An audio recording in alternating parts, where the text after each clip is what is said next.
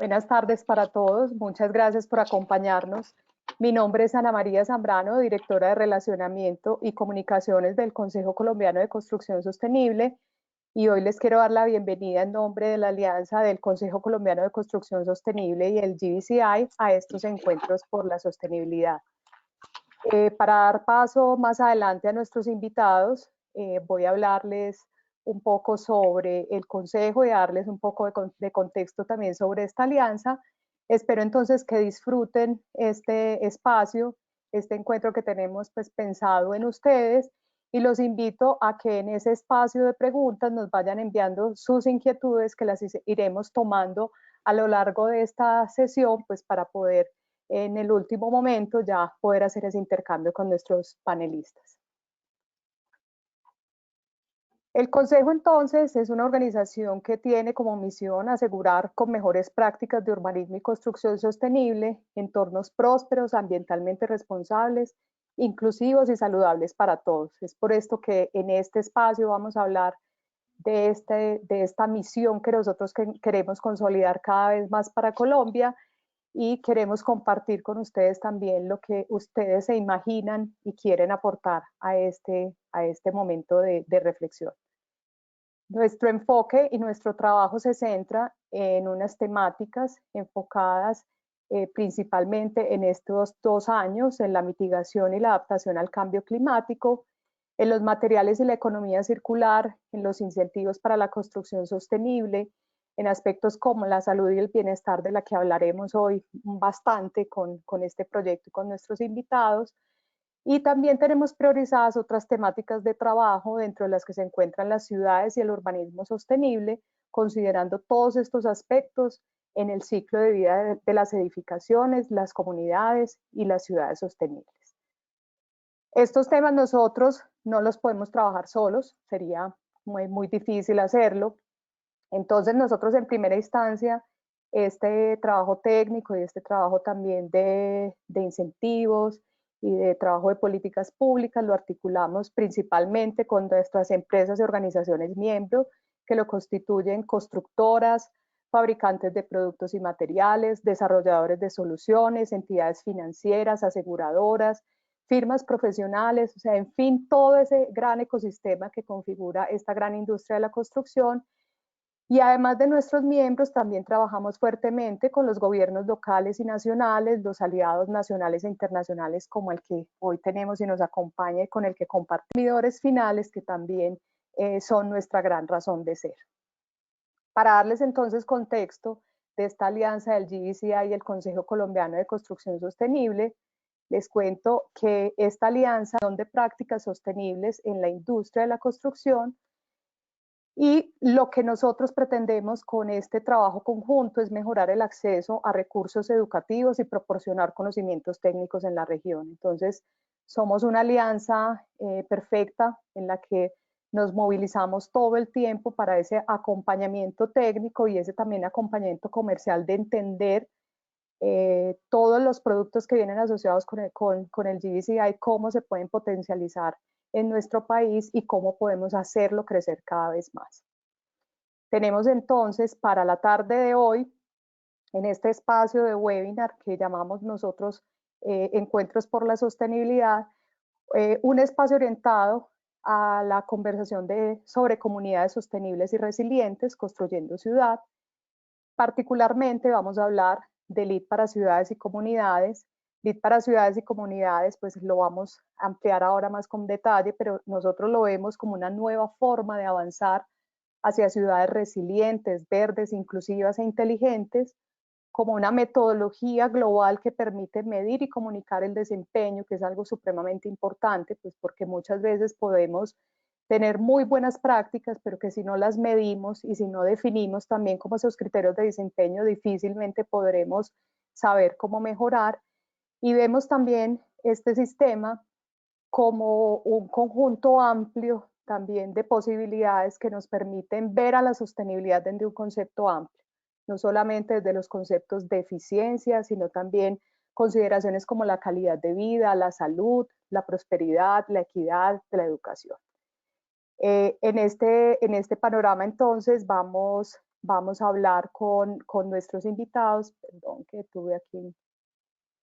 Vamos entonces a compartir esta conversación con nuestros invitados, pues para eso entonces también le doy la bienvenida a nuestro invitado especial de Constructora Bolívar, Luis Carlos Gutiérrez.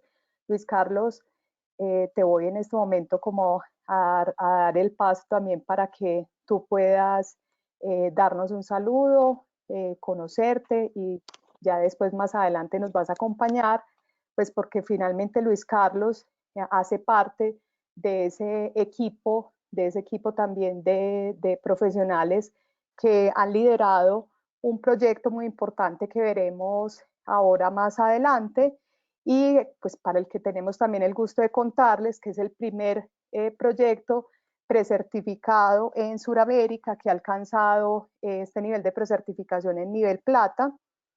Y estamos hablando de un proyecto que considera 100 hectáreas de desarrollo urbano en el sur de la ciudad de Cali, de 9.000 unidades de vivienda con múltiples servicios. Entonces, Luis Carlos, pues como para este primer saludo, darte las gracias por estar con nosotros, pues te acabamos de ver aquí también en cámara, pero te voy a dar un momento la palabra, pues también como para que nos des un saludo inicial, pues para posteriormente seguir con tu presentación. Dale, muchísimas gracias, Ana María. Pues nada, agradecerles por la invitación y para compartir un rato con ustedes, compartiendo pues todo este proceso que hemos llevado a lo largo de más o menos un año, que es lo que nos ha tomado llevar todo el proceso con el desarrollo del LEED para ciudades y comunidades, y agradecerles mucho la invitación y que siempre estos espacios son buenos pues para difundir todo lo que se está haciendo en la arquitectura en términos de sostenibilidad a nivel nacional. Muchas gracias, Luis Carlos. Nuevamente, gracias por estar aquí. También le doy la bienvenida a María Alexandra Cardona. María Alexandra Cardona es la líder de desarrollo de negocios del GBCI, pues y es nuestra compañera de trabajo mano a mano en esta alianza. Entonces, pues María Alexandra, te doy paso para que nos des un saludito y ya podamos mostrar más adelante entonces la agenda de este espacio. Hola, bueno, buenas tardes a todos. Muchísimas gracias, Ana María. Muchísimas gracias, Luis Carlos, nuevamente por aceptar esta invitación. Como les decía Ana, yo soy María Alexandra Cardona, soy líder de desarrollo de negocios del GBCI para Colombia, en alianza con el Consejo de Construcción Sostenible. Para los que están hoy aquí, muchísimas gracias por haber sacado el tiempo, por haberse conectado y acompañarnos a compartir conocimiento, a compartir experiencias y a generar valor para cada uno de nosotros. El GBCI es el Green Business Certification Incorporated, es el ente certificador reconocido a nivel mundial por ser el administrador del sistema de certificación LEED y todos sus programas, y además otra serie de ecosistemas de programas que trabajan y que son un marco de referencia para la construcción sostenible a nivel mundial. Nosotros hoy día tenemos presencia prácticamente en todos los continentes. Nuestra oficina principal queda en Washington. Aquí en Colombia trabajamos de la mano del Consejo de Construcción Sostenible y también tenemos oficinas en México, tenemos oficina en Brasil y desde estos 3 puntos atendemos toda Latinoamérica. Nuestra oficina principal, como les decía, queda en Estados Unidos, en la ciudad de Washington, y tenemos presencia en Canadá, en Europa, en la India, en Asia, en Australia, en Inglaterra, en Gran Bretaña, en fin. Somos un equipo interdisciplinario que lo que hace es validar, verificar, revisar toda la documentación de los proyectos que quieren demostrar a nivel mundial todo su compromiso y todo su liderazgo en construcción sostenible. Y lo hacen a través de un programa como lo es el sistema de certificación LEED. El GBCI es la entidad que certifica los proyectos a nivel mundial y que acredita profesionales. Y hoy vamos a hablar sobre resiliencia. ¿Por qué la importancia de la resiliencia en los desarrollos urbanos? ¿Por qué la importancia de la resiliencia inclusive en la vida de cada uno de nosotros? Vamos a empezar por definir qué es resiliencia. Resiliencia, para el USGBC, nosotros definimos la resiliencia como la habilidad para preparar o planear para absorber, recuperarse de y adaptarse de manera exitosa a eventos adversos. Hace algunos años, las organizaciones del sector de la construcción se unieron en torno a una definición compartida de resiliencia, basándose en el trabajo del Instituto Nacional de Investigación de los Estados Unidos y, como les decía, la capacidad de prepararse y planificar, absorber, recuperarse y adaptarse con mayor éxito a los eventos adversos. Sin embargo, varios eventos recientes se han enfocado en lo importante que es abordar la resiliencia de manera más amplia, como lo decía Ana María hace un segundo. Hemos visto surgir un lado menos conocido, pero igualmente importante. Lo que queda claro es que la resiliencia no es simplemente aplicar la reducción de riesgos y la preparación de un sitio determinado. También considera los riesgos y los recursos compartidos y la forma en que se conectan los sistemas. Esto requiere que las compañías piensen más allá de un solo proyecto o edificio e incorporen estrategias que beneficien y consideren a la comunidad los sistemas sociales, la fuerza laboral, el transporte, la energía y los sistemas financieros. Tener en cuenta esta visión más amplia de la resiliencia puede comunicar cómo nos enfocamos en los proyectos de finca raíz de varias maneras clave. Hoy día les quiero, digamos, mencionar cuáles son esas fuerzas motivadoras a nivel global y a nivel mundial que incentivan a que aspectos como la resiliencia sean contemplados dentro de un desarrollo urbano o dentro del desarrollo de edificaciones. En nuestro país, desde el 2015, en donde se plantearon los objetivos de desarrollo sostenible en los acuerdos de París, en la COP21, Colombia se compromete a mitigar los efectos del cambio climático, a mitigar las emisiones de CO2 en un 20% al 2030. Y a raíz de ese compromiso, nuestro gobierno incluye dentro de su Plan Nacional de Desarrollo todas las políticas de crecimiento verde, incluye todo un marco normativo y tributario que favorece la construcción sostenible, la eficiencia energética y hoy día, recientemente, en nuestro país también se fue aprobado como miembro de la organización también mundial, la OCDE, que es un organismo de economías limpias, en donde también vamos a oír lo importante de manejar temas de economía circular, en donde a raíz de los objetivos de desarrollo sostenible también empezamos a oír que las compañías a nivel mundial, el 80% de las compañías más grandes a nivel mundial, iniciaron el uso de reportes corporativos de sostenibilidad con verificación de organizaciones terceras independientes como lo es el GBCI.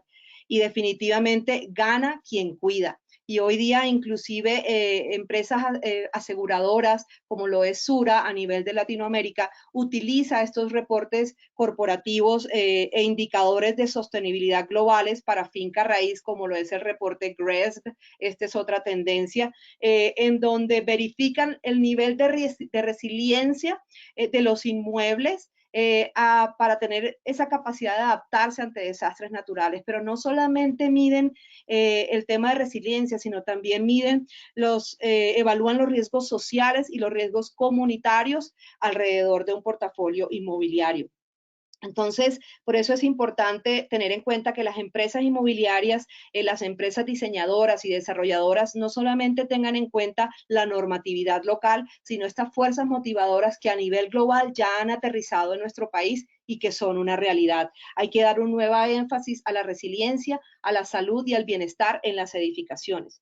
Por ejemplo, la incorporación de la salud y el bienestar de los ocupantes en los planes y operaciones de la construcción se ha convertido hoy en un tema crítico en toda la industria. La investigación continua analiza el impacto de la construcción, el diseño y las operaciones, no solamente en el edificio como tal, sino en la experiencia humana de las personas que contribuyen y que habitan estos espacios, contribuyendo con la información de estrategias que respaldan definitivamente cómo va a operar y cómo puede tener un proceso de mejora continua esta edificación. Pero aterricemos un poco más. Colombia incluye dentro de nuestra política nacional de cambio climático la definición de resiliencia. ¿Qué significa la resiliencia en Colombia? Es la capacidad de los sistemas sociales, económicos y ambientales para enfrentar un evento, tendencia o disturbio peligroso. respondiendo, reorganizándose para mantener su función esencial, identidad y estructura, y al mismo tiempo conservando la adaptabilidad, el aprendizaje y la transformación. Entonces es importante saber que una palabra que oíamos hace muchos años como resiliencia, que quizás no era familiar para muchos de nosotros, hoy día vemos cómo es una realidad y definitivamente nos está tocando y hemos estado viviendo una etapa de resiliencia reciente. Ahora, ¿por qué la resiliencia es importante en los tres pilares de la sostenibilidad, o lo que conocemos como el triple bottom line, en la gente, en el planeta y en la economía?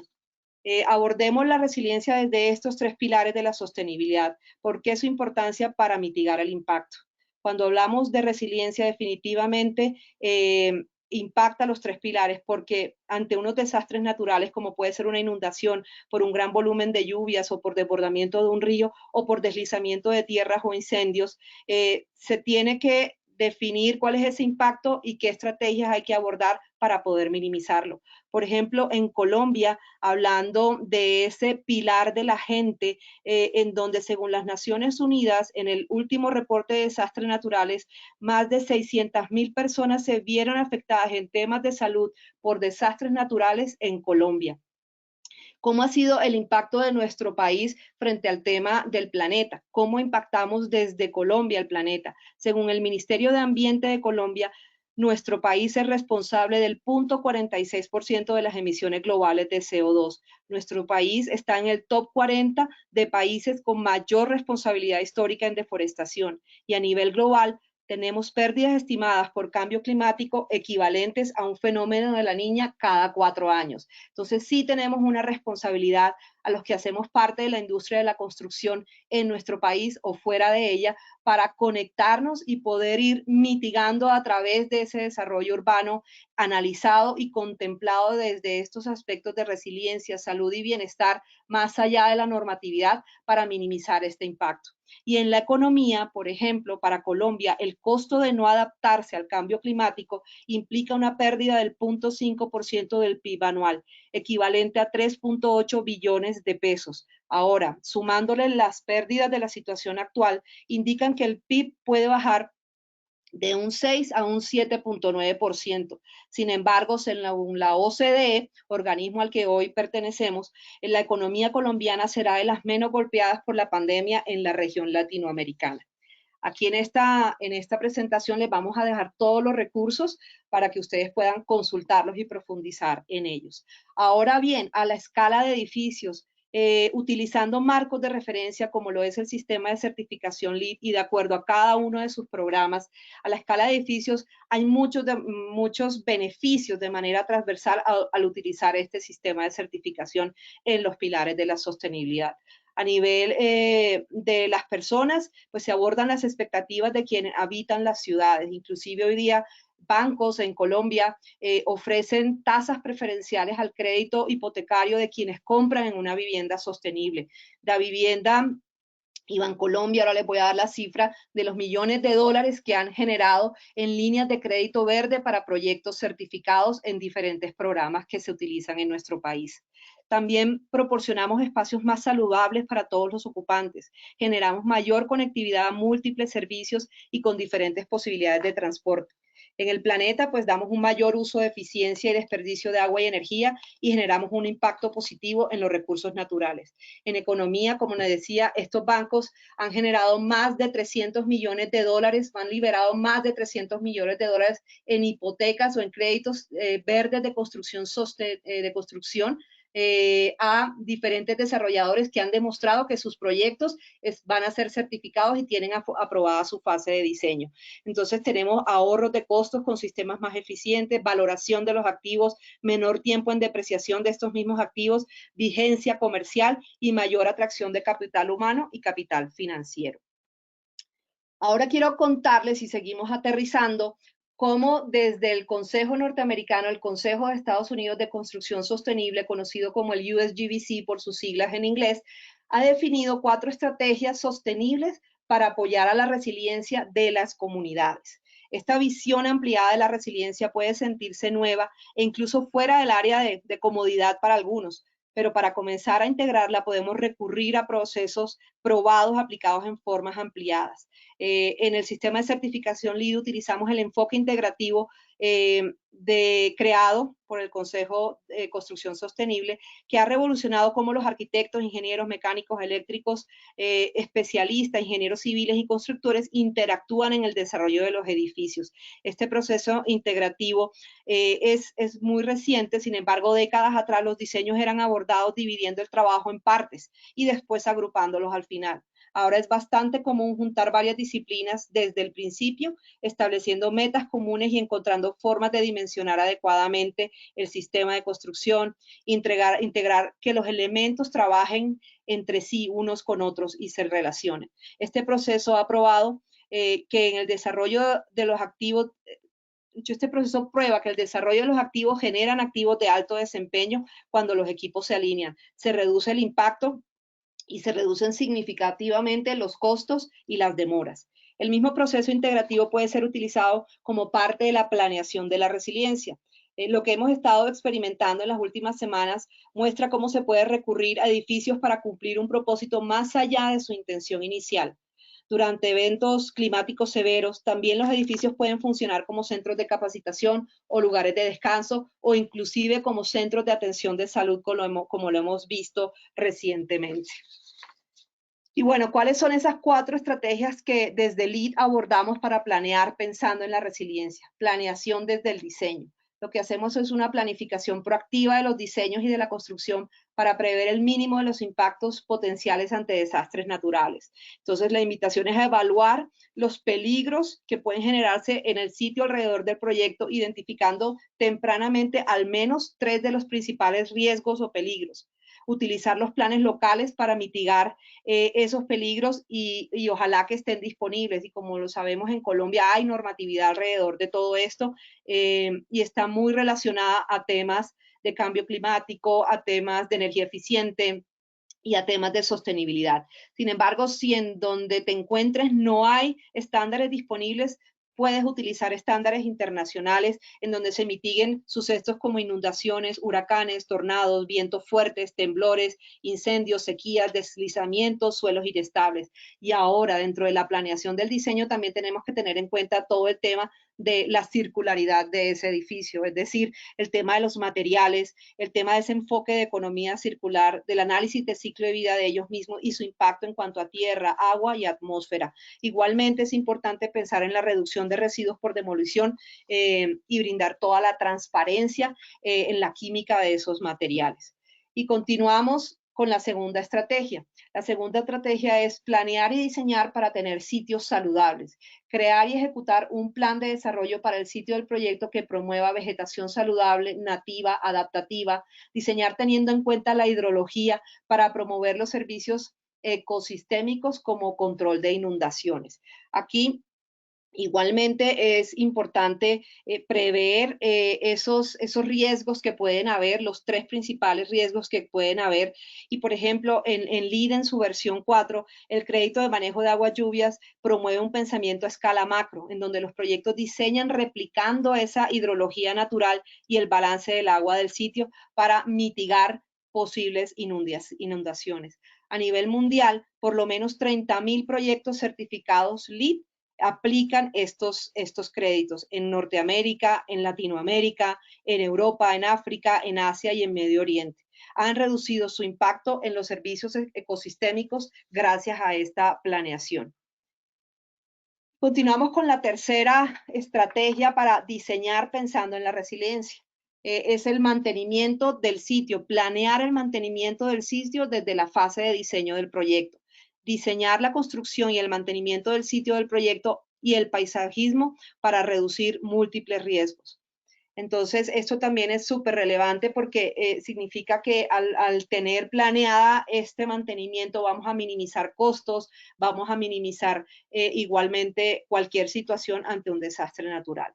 Y finalmente, la cuarta estrategia es planear para los eventos catastróficos. Aquí lo que hacemos es apoyar a la recuperación de la comunidad durante eventos catastróficos ante una interrupción prolongada de la red eléctrica, permitiendo la confiabilidad del servicio de energía para los servicios esenciales y la supervivencia pasiva de las edificaciones construidas. Hoy día las empresas inmobiliarias, para permanecer competitivas, necesitan optimizar la manera en que sus propiedades interactúan con los sistemas centrales. Un edificio que tiene la posibilidad de mantener operaciones durante un corte de energía utilizando energía renovable, pues es una ganancia, es un plus, es algo para demostrar la eficiencia con la que fue planeada y construido este edificio. Pero aún es más impactante si un edificio puede reducir las demandas pico, ayudando a evitar apagones localizados y que sea capaz de alimentar un lugar de refugio en caso de una emergencia. Mientras que planear más allá de la línea de la propiedad puede ser complejo y no lineal, trabajar con los actores interesados o con los grupos de interés a través de varios sectores puede llevar a soluciones prácticas que reduzcan riesgos conocidos. Un área prometedora con buenas prácticas emergentes es construir la optimización de las redes con iniciativas de varias colaboraciones. Aquí se trata de trabajar interinstitucionalmente, de contar con las empresas de energía, con las empresas de servicios de cada una de las regiones y hacerles saber que ustedes están desarrollando un proyecto con criterio de resiliencia y que necesitamos de su compromiso y de su liderazgo para poder sacarlo adelante. Yo creo que más adelante Luis Carlos nos va a comentar un poquito de cómo fue esa experiencia de interactuar con las instituciones y llevarlas a conocer en el proceso en el que se encontraban. Entonces, aquí encontramos estrategias para tener supervivencia y funcionabilidad pasiva, para proveer resiliencia térmica, para tener energía de respaldo y para poder tener acceso a agua potable en tiempos de emergencia. Y vamos a llegar a lo que es la planeación de la resiliencia desde el programa Lead for Cities and Communities, ya acercándonos al caso de éxito que queremos compartirles. Aquí, básicamente, nuestra intención es fortalecer la resiliencia de las propiedades de las comunidades a los riesgos del cambio climático, los peligros naturales y provocados por el hombre y eventos extremos. Hay que identificar, digamos, el contexto ambiental, desarrollar una evaluación de la vulnerabilidad y de la capacidad de respuesta ante esos riesgos identificados ante los grupos, mapear esos grupos o sectores focalizados que pueden llegar a ser impactados y luego planear o analizar lo que es la salud urbana, la infraestructura urbana y desarrollar un plan de resiliencia para esa ciudad o para ese desarrollo urbano. Entonces, finalmente, la resiliencia no es un objetivo final, es más bien un proceso. Cuando las organizaciones aportan ideas sobre las resiliencias a todas sus actividades y sus funciones habituales, pueden crear una cultura que aliente a la mejora continua. Hoy día, los inversionistas y los desarrolladores evalúan cada proyecto de capital con un lente de resiliencia. ¿Cómo se puede diseñar este proyecto para proteger la inversión? ¿Cómo se puede ser más resiliente en términos de operaciones? ¿Cómo poder reducir las necesidades de recursos y su contribución al cambio climático? Entonces, ellos consideran esa posibilidad de adoptar un enfoque sistemático, pero a la vez flexible, que garantice la resiliencia. Y compartirles un poco cuáles son esas metas del programa Lead for Cities and Communities. Los objetivos de este programa están centrados básicamente en conservar y restaurar todo el tema ambiental, todos los recursos naturales, analizar flora y fauna. Está pensado en que se desarrollen ciudades, barrios orientados al tránsito, que sean compactos, que permitan diferentes posibilidades de movilizarse de manera segura, que esté conectada, que sea caminable y, como decimos hoy día, que sea bicicleteable o patineteable, y que finalmente también esté conectada a través de tecnologías al Internet de las cosas, que sea innovadora, que sea resiliente, que es lo que hemos venido hablando, que esté preparada para desastres naturales y que sea adaptativa, pero que además también sea de recursos eficientes, que provea energía, agua e infraestructura responsable para el manejo de los residuos, pero con esa tendencia a ser carbono neutral, con esa tendencia a ser positiva en agua y con la tendencia de llegar a ser cero residuos. Y obviamente muy importante que esté centrada en el ser humano, que genere calidad de vida, que genere salud, bienestar, y que sea habitable, que haya vivienda asequible para todo el mundo y que también sea segura. Y lo que va a suceder al cumplir estas metas es que es un barrio, un desarrollo urbano, una ciudad que se va a volver globalmente competitiva y que va a poder compartir estas experiencias. Pues hoy tengo el privilegio de presentar a Constructora Bolívar. Hoy está representando a toda esta organización aquí el arquitecto Luis Carlos Gutiérrez, quien nos ha acompañado en este proceso desde el inicio de la mano del arquitecto Juan Manuel. y que también apoyó y creyó en esta posibilidad para el proyecto Vivero Parque Residencial, quien en el mes de mayo recibió la primera precertificación que emite el GBCI para Colombia y para toda América Latina, para toda Latinoamérica, bajo el programa de Lead for Cities and Communities. En su fase de planeación y diseño, recibió el nivel Silver en la precertificación. Es un gusto para mí poder presentarlos y que Luis Carlos tenga la oportunidad de compartirnos toda su experiencia, y los quiero dejar con este mensaje en donde la resiliencia es sobre adaptarse, no es la especie más fuerte que la que sobrevive ni la más inteligente, son los más adaptables al cambio. Aquí les dejo algunos recursos, les dejo mis datos, esta presentación me imagino que va a ser compartido.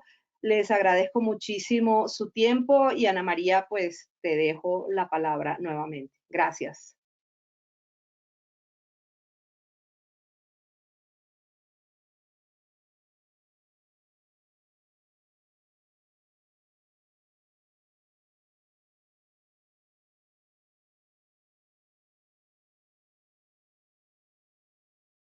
Ana María, ¿me escuchan?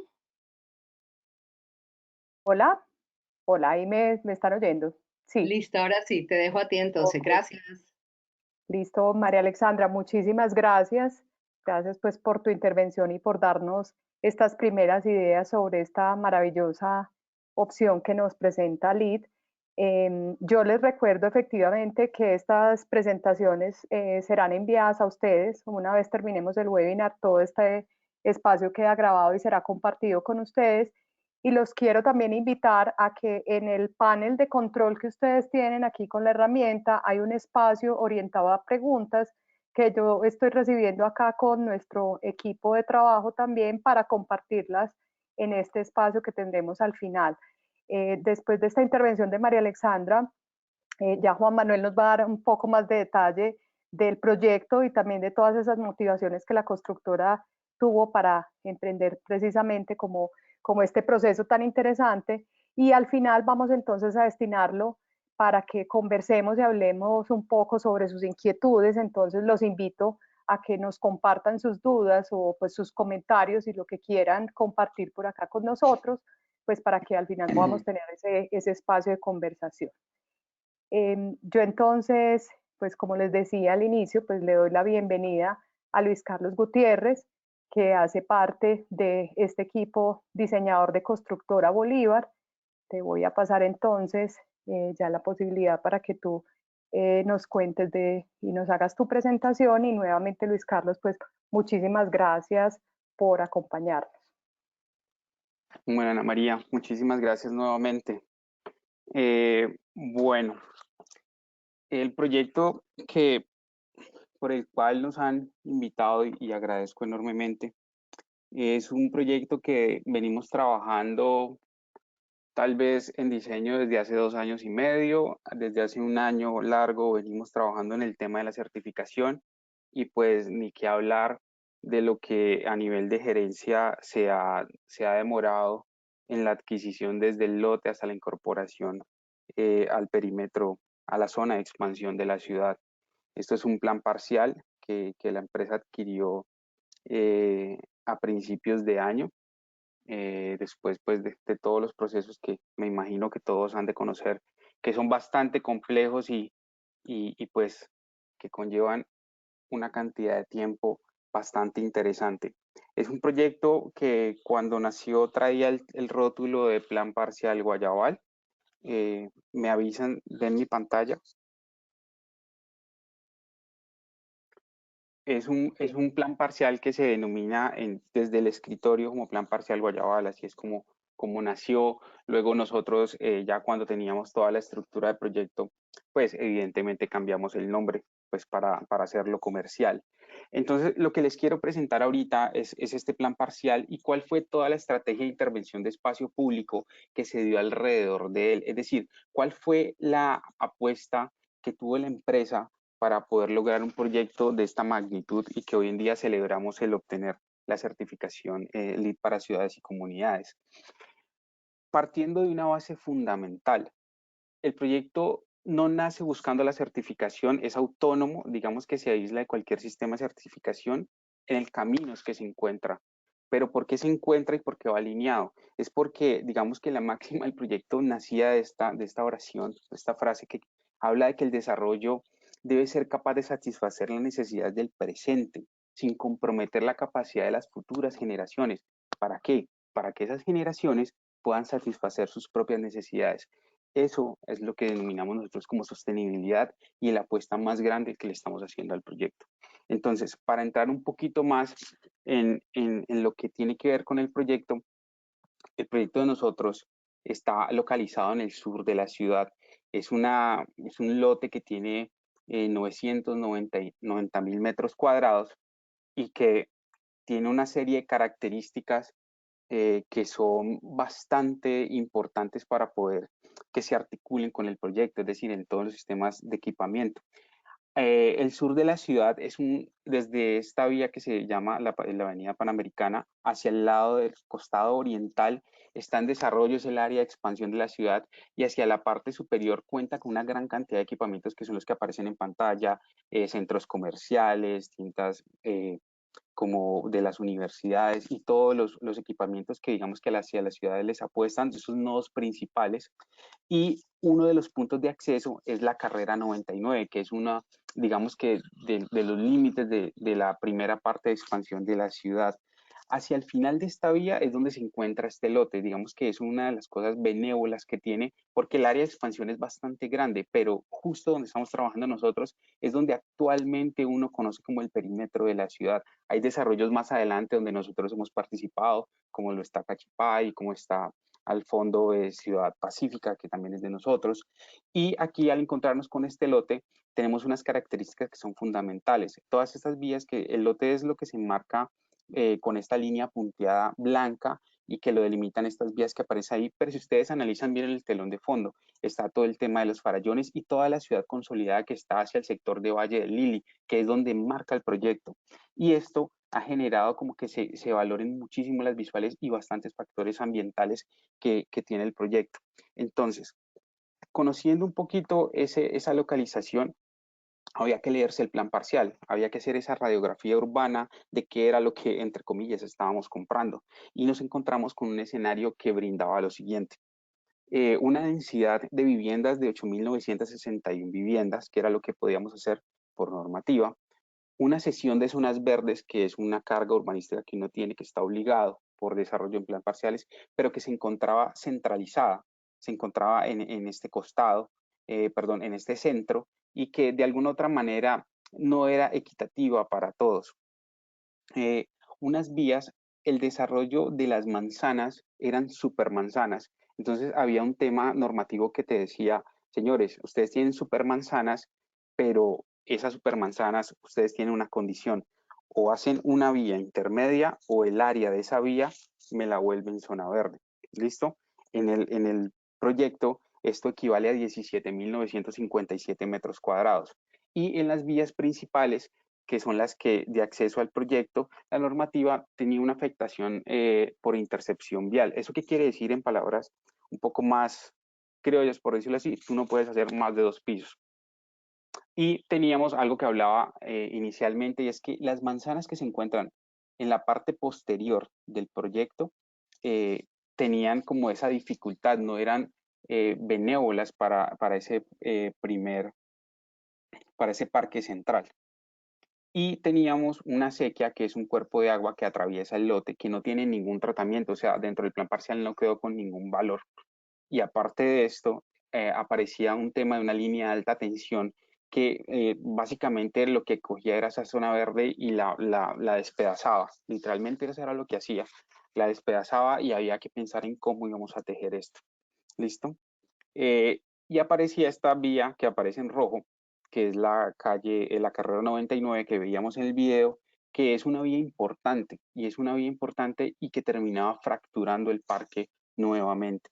Entonces, sobre esto había que tener una apuesta, había que interiorizarlo y había que apostarle de alguna otra manera a un ejercicio arquitectónico que tratara de restituir un poco todo lo que la desarticulación o de alguna otra manera los fenómenos de infraestructura que se habían dado en la ciudad iban deteriorando, entre comillas, todo lo que tenía que ver con el esquema arquitectónico. Entonces, aquí es donde adoptamos una estrategia que de alguna otra manera entendimos, y yo creo que eso es algo importante que tiene que comprender muchísimo la academia, porque los proyectos tienen que ser financieramente viables. Y en el caso de una constructora, el desarrollo de las viviendas es importantísimo para que cualquier sueño, cualquier intención proyectual genere los recursos financieros para que finalmente todo lo que va de propiedad privada hacia afuera, es decir, el espacio público, termine nutrido de una gran serie de equipamientos que permita a esa misma comunidad satisfacer todas esas necesidades de recreación, es decir, el espacio público es el punto de encuentro social. Entonces, le apostábamos a lo siguiente. Entendiendo que íbamos a hacer 8.961 viviendas, si recuerdan lo que les decía, teníamos una sesión de zonas verdes centrales que estaba en 181.000 metros cuadrados. Lo que decíamos, venga, no hagamos las vías de las supermanzanas y esa zona, sumémoselas como zona verde a los 181.000 metros cuadrados. ¿Qué tendríamos entonces? 198.000 metros cuadrados de espacio público, pero efectivo, o sea, espacio público de disfrute. Eso buscando ¿qué? Colectividad, conexión e igualdad. ¿Listo? Pero aquí surge una gran pregunta, que es básicamente cuando uno se enfrenta a números muy altos, ¿y esto qué tan grande es? Y nos dedicamos a analizar cuáles eran los espacios públicos por excelencia en la ciudad de Cali y mirábamos algunos referentes a nivel nacional, es decir, cuáles eran sus espacios homólogos. El Parque del Ingenio es un parque en la ciudad de Cali que tiene una atracción, sobre todo los fines de semana, muy, muy alta. Eso ha generado una dinámica bastante interesante, pero pues esta dinámica ha traído ciertos problemas. Pero más allá de eso, es el parque por excelencia del sur de la ciudad y es un parque que tiene 65.000 metros cuadrados. Recordemos que nosotros estamos hablando de 198.000 metros cuadrados, es decir, aquí vamos al triple. El Zoológico de Cali, que es un sitio, pues, que es un hito dentro de la ciudad, que es un sitio que uno se va toda la tarde y lo recorre, son 100.000 metros cuadrados. El Parque de la Caña es un centro recreativo en el nororiente de la ciudad, son 156.000 metros cuadrados. Entonces, no encontrábamos como un parque que tuviese ese impacto para poder tratar de nutrirnos de allí y tratar de coger muchas estrategias proyectuales para ver el de nosotros. Entonces, emigramos a Bogotá y analizábamos el Parque del Virrey y este estaba casi que a la mitad, 100.000 metros cuadrados.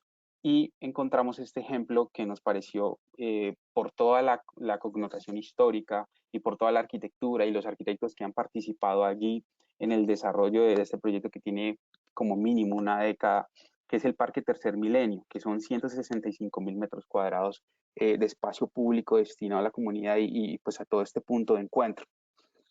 Y otro punto que veíamos interesante era el tema de la base aérea de Cali.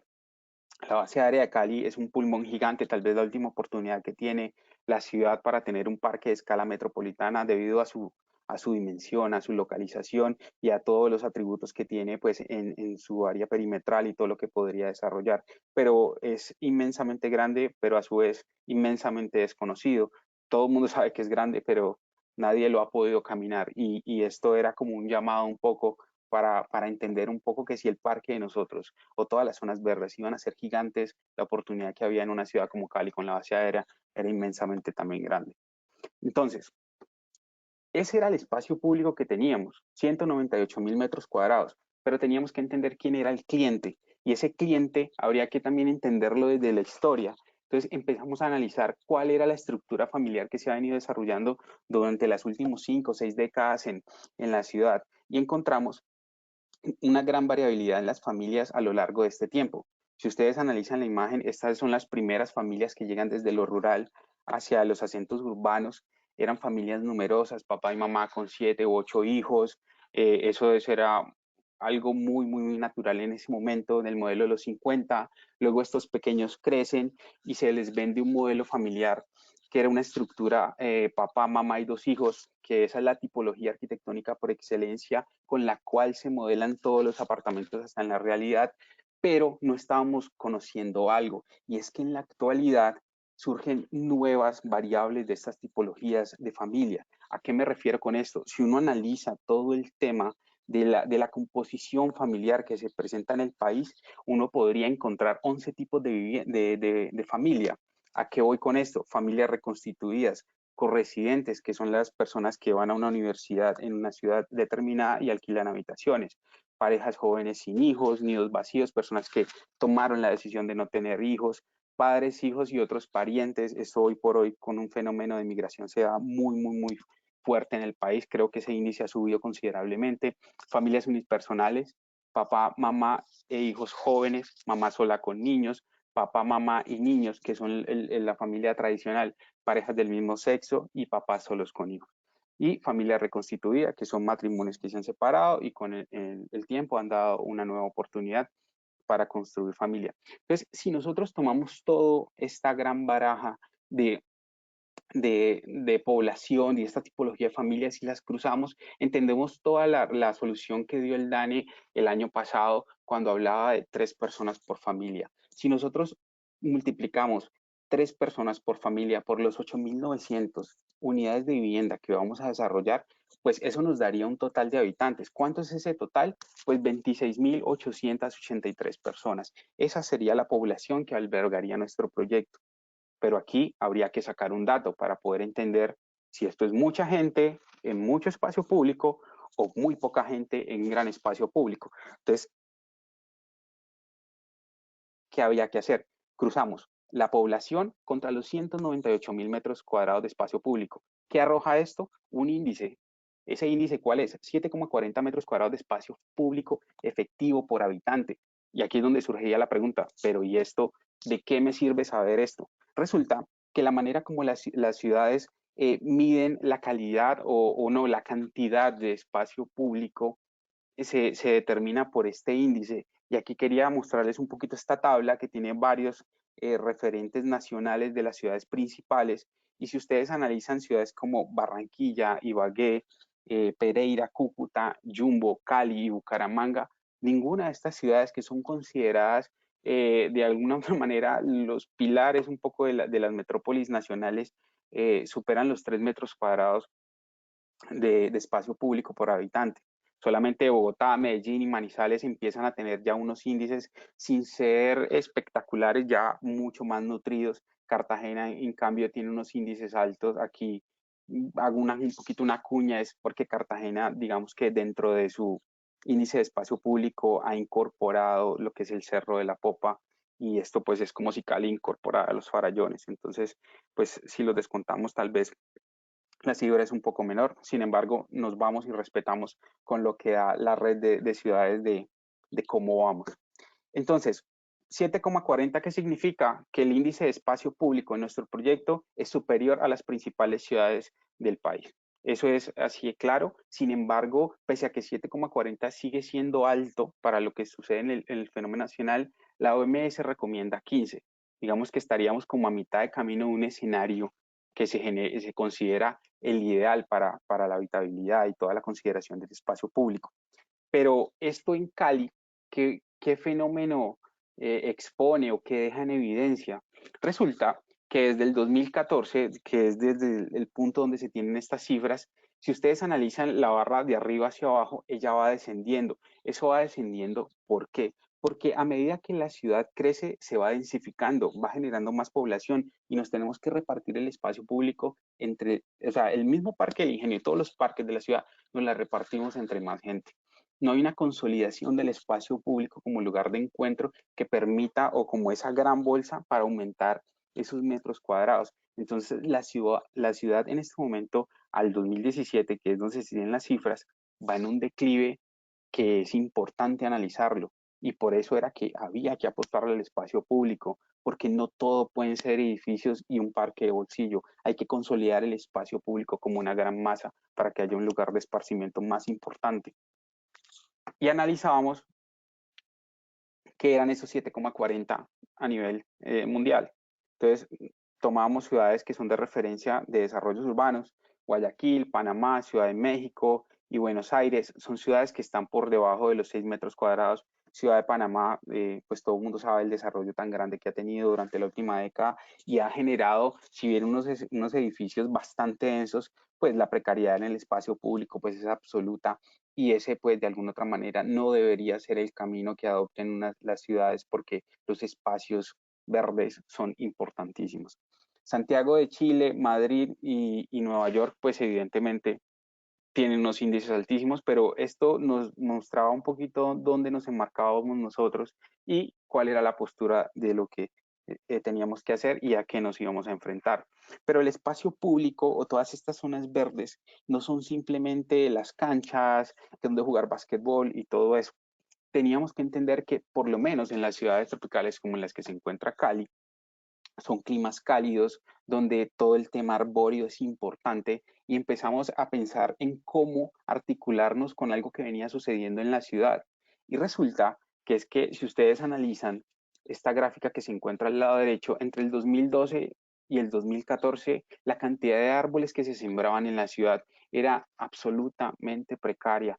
O sea, pasar a sembrar en el 2014 4.368 árboles, pues eso era bastante precario. Sin embargo, luego aparecen programas de entidades privadas y públicas como los de Celsia, que con el tema de Reverdece, y empiezan a inyectar una gran cantidad de árboles en el espacio público por toda la ciudad, y eso empieza pues a sentirse de alguna u otra manera. Yo creo que eso es un deleite para todo el mundo, pese a que no es de este programa, pero valorar calles en el caso de Cali como la carrera 100 cuando uno circula por ellas, que está completamente arborizada, que hay un microclima dentro de ella, genera un valor y uno empieza a comprender por qué los temas de arborización son tan importantes en la ciudad y sobre todo por algo que sucede que es bastante, que llama bastante la atención y es este punto que ustedes ven a la izquierda en rojo, que es 0,12 árboles por persona, cuando el índice debería ser 0,33.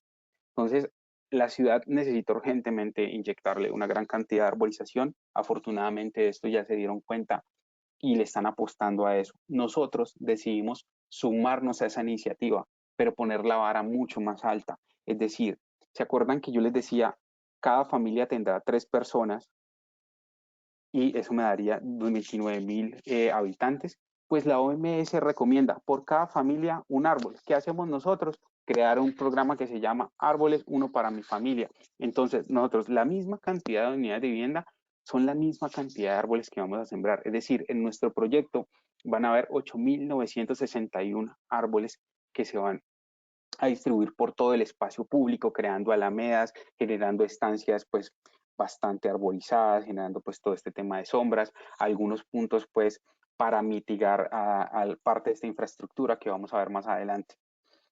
¿Y cuál es el valor fundamental? O sea, uno a veces no puede quedarse viendo un poquito dentro de lo que es el lote, sino entender cuál es el impacto de lo que uno está haciendo en la ciudad. Y resulta que aquí se hizo un estudio bastante minucioso y si ustedes analizan de esta línea en la franja izquierda hacia el lado izquierdo, están los farallones de la ciudad. Y si analizan esta línea del lado derecho hacia el lado derecho, vale la redundancia, están todo el área de los cultivos de caña, todo esto que nos ha caracterizado en el país. Y en el medio hay una ciudad, en el medio hay una masa de concreto. ¿Eso qué pasa? ¿Qué pasa con esto? Entonces, aquí decíamos, los ríos son los puntos de conexión entre estas dos zonas verdes y la ciudad simplemente se ha vuelto un obstáculo. Es decir, las cuencas de los ríos que deberían estar completamente libres, pues las hemos colmatado a tal punto que no hay una conexión de todas estas especies de aves que nosotros queríamos involucrar en el proyecto. Entonces, al apostarle a toda esta arborización, nosotros nos vamos a volver de alguna otra manera unos conectores y unos receptores también de toda esta fauna que va a estar presente a lo largo de este corredor. Qué pena, me devuelvo. Esta franja amarilla es donde se instaura el proyecto y esta línea roja es la que me va llevando a mí de alguna otra manera por todo el recorrido que toca tangencialmente el proyecto y serían los receptores de esta gran cantidad de especies pues de aves que a nosotros nos llamó mucho la atención cuando vimos el resultado y que nos parece pues un poco soñador, digamos que eso no lo puede garantizar uno de alguna otra manera, pero sí el generar la arborización autóctona y generar las conexiones, digamos que esto ya es un efecto dominó. Falta ver en su fase de construcción cómo esta dinámica se va dando y se va nutriendo, pues para que todo esto que uno sueña desde lo arquitectónico pueda tener un impacto en la ciudad. Y aquí nos preguntábamos, ya tenemos los árboles, tenemos la cantidad de población, las viviendas y ya tenemos la cantidad de espacio público, ¿qué vamos a hacer con ello?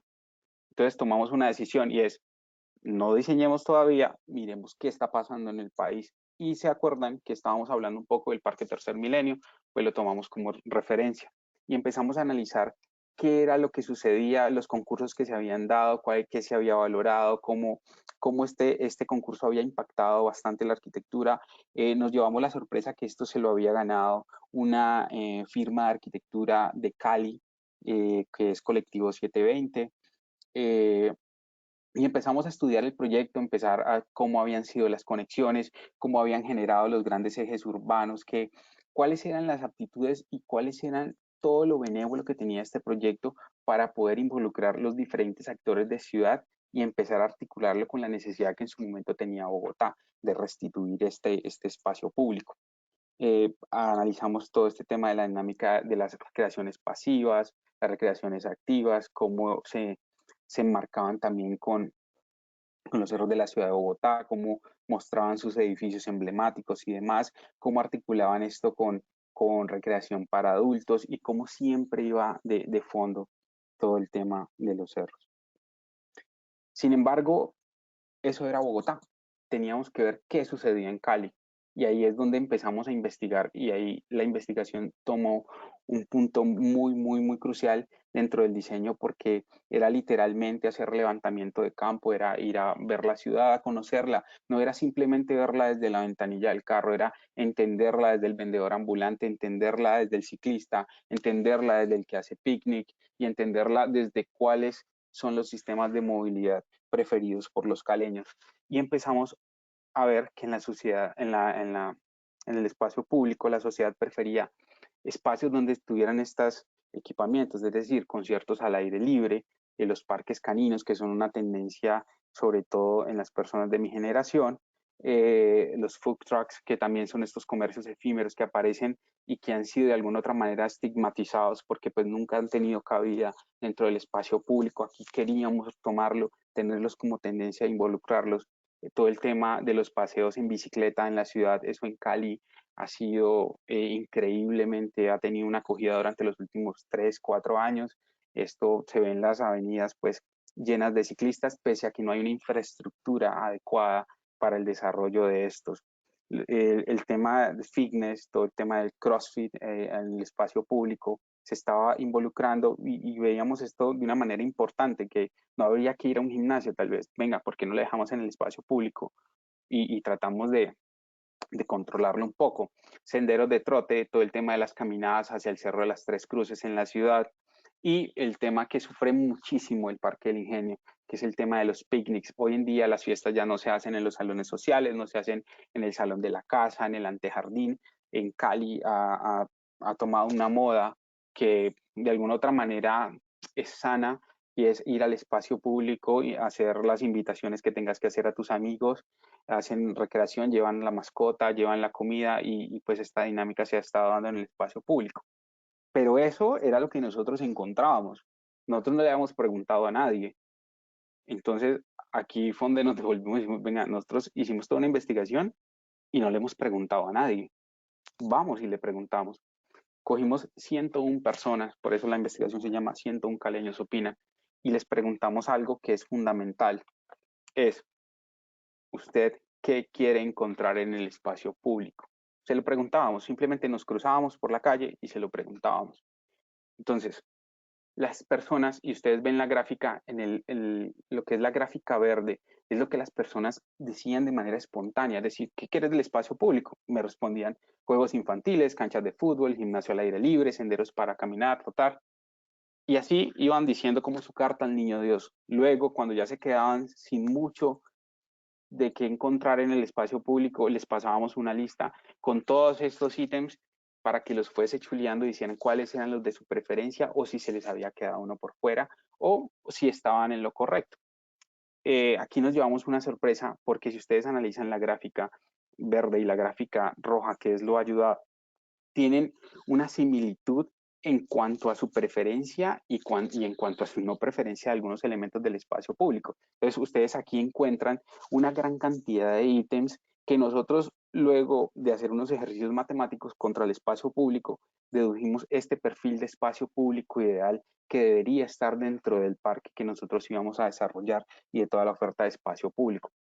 Si ustedes analizan la gráfica del lado izquierdo al lado derecho, hay espacios para mascotas, se tomaban la prioridad, los senderos para trotar, y esto era enmarcado en la seguridad, espacio para ejercitarse, para hacer deporte. Muchas zonas verdes la pedían, si ustedes analizan, es el 40%, o sea, eso era producto de que se están generando conjuntos cerrados y edificaciones, y simplemente dejamos parques de bolsillo, no parques de escala sectorial o ya a escala metropolitana. Zonas de comida, porque iban a los parques y decir, se hidrataban y luego ¿qué? Pues me toca irme para la casa, no tengo, digamos, algo que me ofrezca un servicio a mí de baños y demás. Lo de comidas era porque es donde compro el Gatorade, donde compro todas estas cosas. Seguridad era fundamental, o sea, nosotros no podemos desconocer que estamos en un país que la inseguridad lo ha golpeado enormemente y el espacio público por excelencia puede ser ahí sí la carta al niño Dios para que las personas dueñas de lo ajeno tengan su deleite, y esto había que tenerlo muy en cuenta, y por eso lo van a ver que lo abordamos de alguna otra manera en el proyecto. Y las canchas aparecían las canchas de fútbol, las canchas de baloncesto, canchas múltiples y canchas de voleibol en diferentes porcentajes, pero esto se debe un poco a lo que somos nosotros como colombianos, ¿no? O sea, nosotros somos un país futbolero, a más no poder, o sea, esto ha sido pues bastante presente, sobre todo porque lo tenemos claro cada vez que juega la selección, el país se paraliza, y esto se vio reflejado en la encuesta. Lo tomamos y ahí sí, manos a la obra. ¿Cuál era la propuesta urbana de Constructora Bolívar una vez teniendo unidades de vivienda, espacio público, perfil de espacio público y todo un levantamiento de tendencias? Es la siguiente. El desarrollo de 990.000 metros cuadrados que ustedes habían visto inicialmente estaba ingresando por esta vía que se marca en rojo, que ya es la 109, y esta que se marca en vertical en rojo, que es la 99.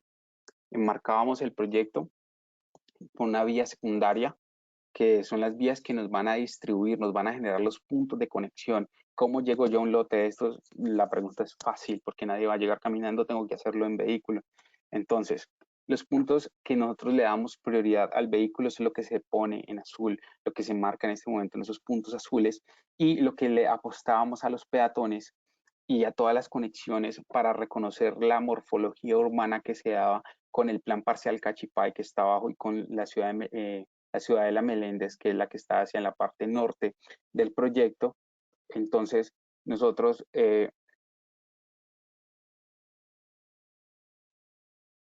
nosotros entendíamos que esa conectividad íbamos a trazarla de dos maneras: en el sentido horizontal para el vehículo y en el sentido vertical para el peatón.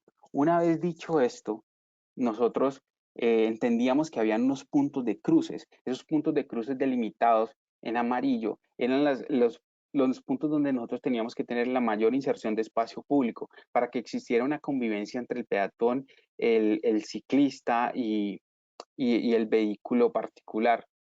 Y es ahí donde los 17.000 metros cuadrados que hablábamos inicialmente tienen un papel fundamental. ¿Por qué? Porque todo lo que se va a poner rojo es donde nos íbamos a gastar para la generación de espacio público, que posteriormente iba a generar unos encuentros mucho más amables, algo que le llamábamos alamedas, unos recorridos arborizados que nos iban a conectar con el parque central, y ese parque central que estaba delimitado, no estaba delimitado, que se conectaba a través de estos ejes o alamedas, me generaban a mí estos 6 puntos púrpura que son los lobbies urbanos del parque. Posteriormente lo que hacíamos era enmarquémoslo a través de todos unos andenes, una alameda perimetral, y empecemos a ver qué sucede con esto. Y nos dimos cuenta que se generan 5 parques que van desde el número 1 al número 5 con unas características, y arranco por el lado derecho, es decir, voy de atrás para adelante. ¿Por qué las canchas tenían que estar al final? Porque ese es el límite de la ciudad, esa es la franja que marca cuál es la área de expansión de la ciudad, y digamos que no podíamos dejar un punto ciego dentro del proyecto, y empezamos a generar lo que en el perfil de espacio público nos indicaba como el área de mayor recurrencia, que eran las canchas. Entonces, de allá hacia atrás nos empezamos a volver y empezamos por la actividad de adultos, luego nos pasamos al parque número 4 y parque número 3, que era la actividad de jóvenes. Sin embargo, mezclábamos usos porque pues todos los espacios no pueden ser enmarcados para un solo grupo, y ahí empezamos como a jugar con todo esto y empezamos a involucrar actividades de jóvenes que primaban, pero le hacíamos pincelazos de las de adultos y de las de pequeños. El parque número 2 es un parque más destinado también para lo contemplativo, y el parque número 1 es un parque destinado para la cultura. Es un parque que tiene un punto de encuentro y que propiciaba un poco la contemplación de los farallones de la ciudad de Cali, y que de alguna otra manera terminaba enmarcado con el equipamiento. ¿Listo? Todo esto tejido a través de ¿qué? De un gran eje que generábamos a lo largo del proyecto, algo que me llevara así de un principio a fin, así como lo hace uno en el zoológico de la ciudad de Cali. Y posteriormente teníamos que mitigar esto que ustedes ven en verde, en diagonal, que es la línea de alta tensión, lo que veíamos al principio que terminaba fracturando el parque. ¿Qué hicimos nosotros? Con toda la cantidad de árboles que teníamos, tomamos un gran porcentaje de estos y la bordeamos de tal manera que con copas de gran, mediana y baja altura podíamos mitigar ese impacto visual que se generaba a lo largo del proyecto. Y establecíamos cuáles eran las conexiones o cuáles eran los puntos de encuentro y de servicio que tenían todas las personas que iban a transitar en el proyecto para poder que encontraran áreas comerciales, es decir, arriba del parque número 2, en la parte inferior del parque número 4 y en la parte superior del parque número 3. Entonces las personas iban a tener a lo largo de su recorrido en las zonas perimetrales oferta comercial para poder encontrar todo, pues un jugo, una gaseosa, cualquier cosa de estas. Y había que reconocer que había momentos en que los espacios están más colmatados. Entonces, las canchas un domingo pues iban a estar mucho más en dinámica que un martes, un miércoles. Y cuando habían eventos culturales, pues en el parque número 1 tenían que aparecer pues una gran cantidad de público, entonces necesitaban un área comercial mucho mayor. Es ahí donde empezamos a analizar el tema de los food trucks, y generamos áreas para que estas personas pudieran llegar en sus remolques y pues siempre estuviesen con todas las condiciones para poder que no interfiriera ni en el espacio público, ni en la vía, ni en nada de los recorridos, tanto vehiculares como peatonales. Y por último, algo que sucede muy fuerte en la ciudad. El espacio público en su perímetro es un parqueadero, pero es un parqueadero que le quita sección a la sección que debería ser destinada para la circulación.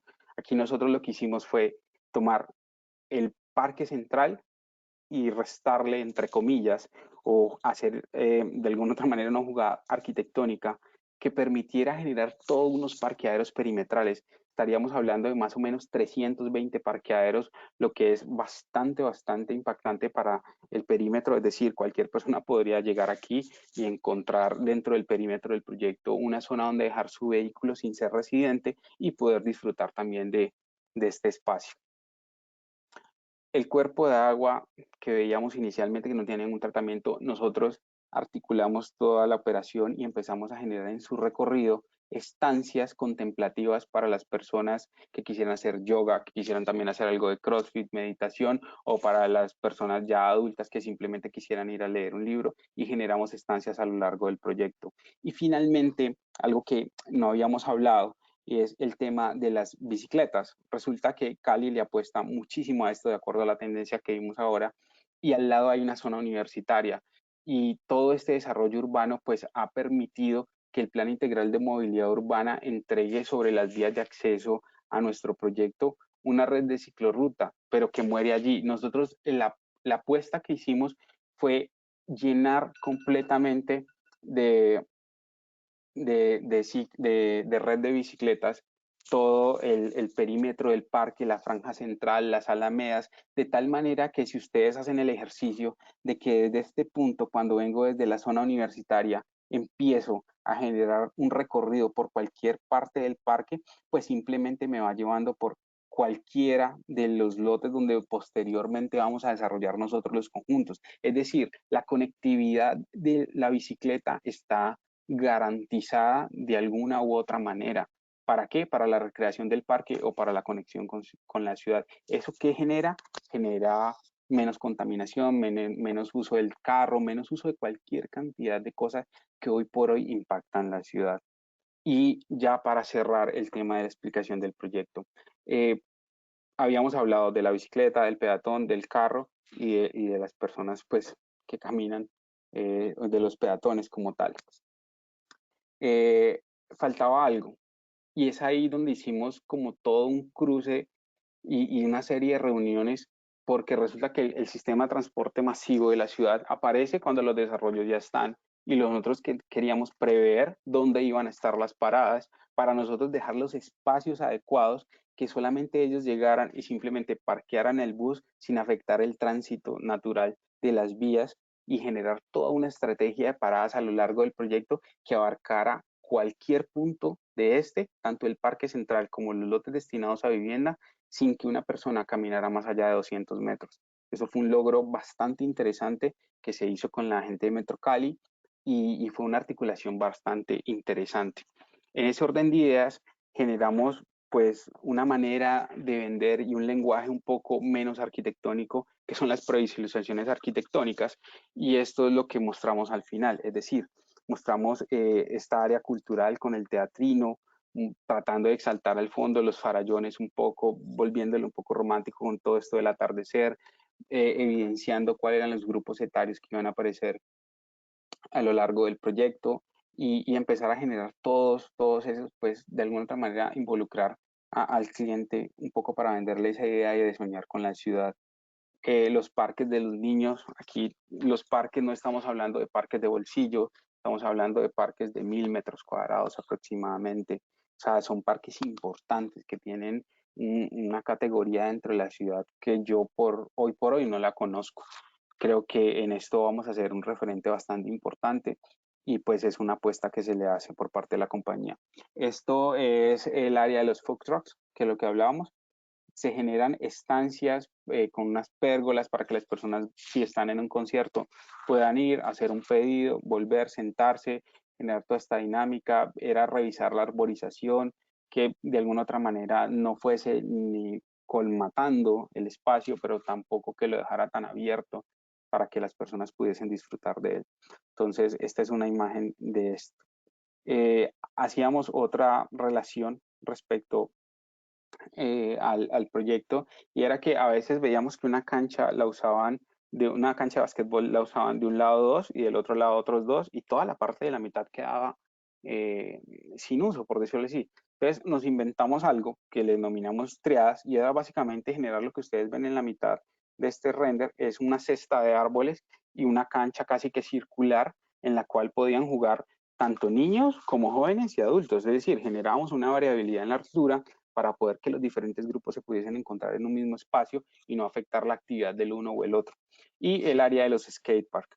También teníamos una apuesta aquí, siendo un poco y pensando en sostenibilidad, y era, venga, en algún punto vamos a tener que excavar porque por niveles de construcción y demás, no mandemos esa tierra a lugares donde, pues a botaderos o algo así, sino que reutilicémosla, tratemos de compactarla y generar todas estas pistas de bicicross, pues que los adolescentes sí van a valorar muchísimo. Los parques caninos generábamos lo mismo.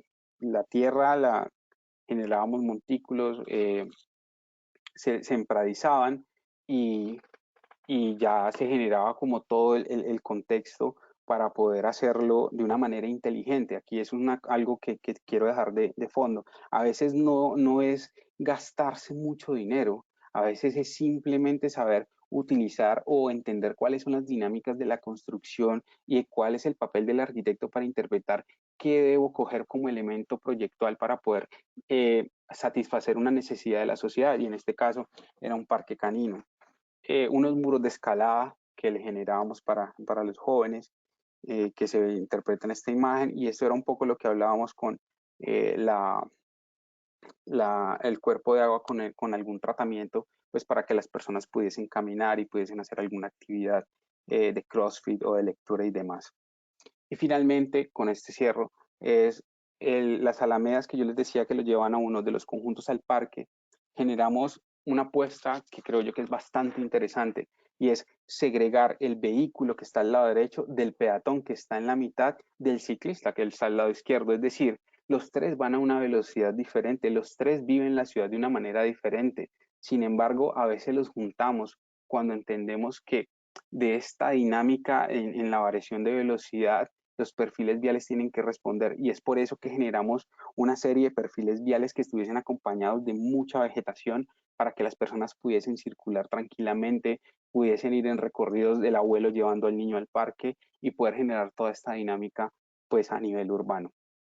Ya para finalizar, le pido a Ana María que por favor les comparta un video que desarrollamos para la presentación de proyecto, y con eso culminaríamos toda la presentación que tenemos nosotros de Vivero Parque Residencial. De antemano les agradezco mucho el espacio, haberme escuchado, y nada, creo que esto marca un hito, es una apuesta de una empresa que es bastante interesante, que se celebra, que celebro de igual manera, y que espero que verlo en poco tiempo construido, porque creo que la ciudad lo merece, lo necesita y le urge.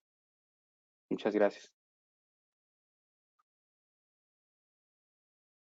Luis Carlos, muchas gracias por tu presentación. Vamos entonces a mostrarles el video del proyecto. Muchas gracias.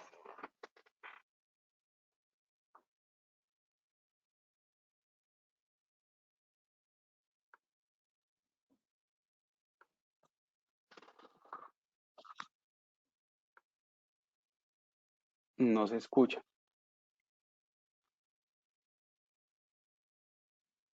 Ya te volvemos a mirar porque esto nos había funcionado muy bien ahora.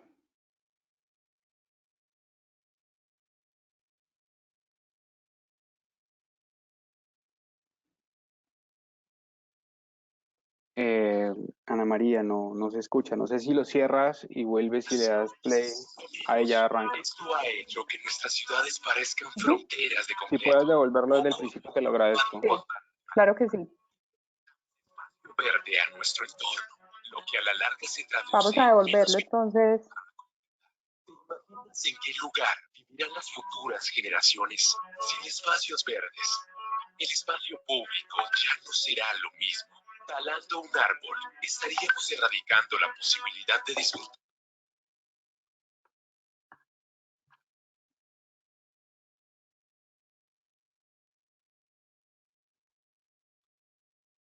La construcción de una terminal del Mío tiene enfrentados a los vecinos y a las autoridades de Cali. Cada vez es más difícil transitar por las calles informales, zonas de parqueo no autorizadas, basura, entre otros.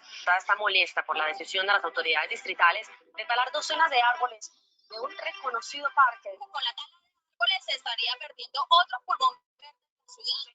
El espacio público no puede ser privado.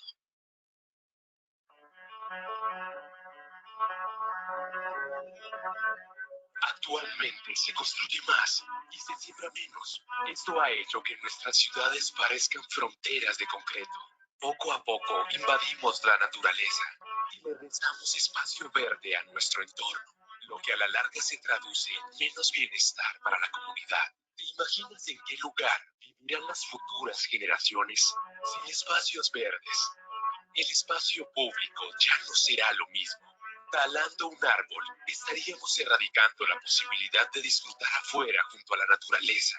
Por ejemplo, en el 2017, más de 200.000 hectáreas de bosque fueron taladas. Eso equivale a 850 canchas de fútbol al día. Si seguimos haciendo lo mismo, terminaremos viviendo en un bosque de cemento. Ahora, si pudieras empezar de nuevo y elegir un nuevo lugar para vivir, ¿cómo sería? Me gustaría que fuera muy limpia, Que sea muy grande. que sea segura, Nosotros creemos que sí y empezaremos plantando un árbol en lugar de poner la primera piedra. Constructora Bolívar presenta Vivero Parque Residencial, un lugar que empieza como debe ser, pensado para que todos disfruten de un gran espacio. Será un lugar que será en un área de 990,000 metros cuadrados. ¿En serio? Eso es mucho. Así es, allí vivirán José y su hijo, Juana y su parche, o Pedro y su perro, Lucas. Serán más de 26,000 habitantes que disfrutarán de un gran espacio público de casi 200,000 metros cuadrados, 2 veces más grande que el zoológico de Cali. Casi 200,000 metros cuadrados. Eso es bastante grande. Y hasta más grande que todo el Parque de la Caña. Vivero Parque Residencial será una gran ciudad, una ciudad como Cali se merece, creada para ofrecer un espacio público, urbanización superior, así como ya lo hacen otras ciudades. Madrid, Ciudad de México y Buenos Aires será un espacio lleno de verde, de vida, así como antes, lleno de árboles que crezcan con su gente, y gente que crezca cada vez más feliz. Será un gran lugar, porque aquí se duplicará el espacio público efectivo, con el que actualmente cuenta cada persona en Santiago de Cali, el cual ha disminuido considerablemente durante los últimos años. Esto significa que cada persona de Vivero Parque Residencial contará con 7,40 metros cuadrados de espacio público efectivo, así como Laura, que tiene todo este espacio para ella sola. Sí, para mí sola. Pues, todos podamos decir, además de que ahora tengo mi propia casa, tengo un árbol para mi familia. El nuestro se va a llamar Ramón. Vivero Parque Residencial será un gran lugar, uno con un gran espacio público, donde la música será invitada permanente. Los parques serán para los que corren, en 2 o hasta en 4 patas. Las mañanas serán de crossfit, fitness, yoga y las noches de parrilladas. Queremos que sea el lugar ideal, donde las alamedas le den sombra a un niño en bicicleta, donde la energía del sol nos ilumine y las aves sean nuestras vecinas, donde progrese la gente que ama su tierra y vive su propia región por dentro y por fuera. Un lugar que sea un gran vivero y más que eso, un gran vividero, para que juntos echemos raíces, tan fuertes como los simientes de tu nuevo hogar y que nos recuerde a diario lo bueno que es vivir aquí. Vivero Parque Residencial, donde crece la vida. Constructora Bolívar. Juntos lo hacemos posible. Muchas gracias, Luis Carlos, nuevamente. Bueno, les cuento que tenemos varias preguntas, pues se nos alargó un poquito, pero yo creo que valió la pena también como para ver este proyecto tan especial. Yo quiero de pronto darte paso como para una pregunta general sobre el proyecto y en aras como también de respetar este espacio pues y el tiempo de todos, pues no, vamos a establecer aquí el compromiso de que yo tengo aquí en el panel de preguntas ya guardadas como las inquietudes y los comentarios de Fernando Moreno, de Andrés Bernal, de Diana Pimiento, de Santiago Arias, de Daniel Sarabia, de Juan Alejandro Ramírez, de Laura Vega. Entonces, pues para contarles que también iremos a quedar con el compromiso de que estas preguntas que ustedes nos hacen por este medio, pues se las podamos también contestar por escrito y por supuesto también en esa respuesta que les enviaremos a todos, podremos abrir también el espacio para que ustedes tengan nuestros contactos y podamos establecer pues como ya un diálogo más abierto para el proyecto. Hay una pregunta reiterada sobre la motivación de la constructora para no solamente emprender este proyecto, sino pues si ustedes ya conocían también su mercado y sabían como la característica y quiénes podían comprarlo y adquirirlo, cuáles fueron las motivaciones de la constructora para buscar la certificación y pues en términos generales cómo fue el proceso y qué valor le genera al proyecto y a la constructora este tipo de certificación. Ya. Pues nosotros, o sea, básicamente lo que hicimos fue esta vez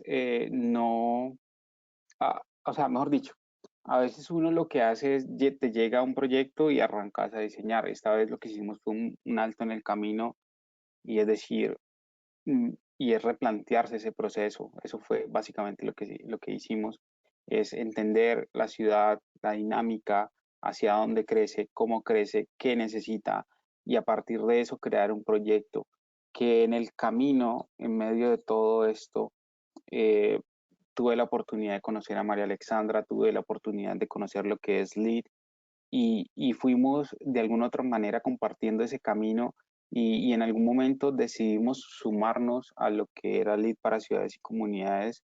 Se da como por ese efecto de hablar el mismo lenguaje en el desarrollo urbano y lo que busca la certificación.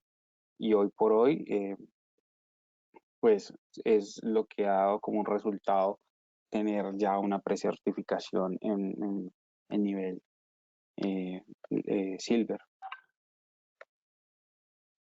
Ok, perfecto. Pues no sé, María Alex, si tú quieres también pues comentar algo adicional. Sí, gracias, Ana.